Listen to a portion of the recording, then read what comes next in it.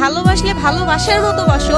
ভালো যদি বাঁচতেই হয় তাহলে রেখে দেওয়ার চিন্তা ভাবনা করে ভালো। কখনো কাউকে ভালোবেসে ছেড়ে যেও, কারণ ছেড়ে যাওয়ার যন্ত্রণা সবাই হয়তো সহ্য করতে পারে না। ছেড়ে যাওয়ার যন্ত্রণা এতটা কষ্ট, মনে হয় দুনিয়াতে এর চেয়ে গভীর কষ্ট কোনো কিছু নেই। যারা ছেড়ে যায় তারা কখনো বুঝতে পারে না ছেড়ে যাওয়ার যন্ত্রণাটি। আপনি একটা সম্পর্কে থাকবেন, ভালোবাসবেন, তাকে আগলে রাখবেন, যখন আপনি হঠাৎ করে তাকে অবহেলা করবেন তখন তার কাছে মনে হবে যে দুনিয়াতে বেঁচে থাকা না থাকা সমান কথা।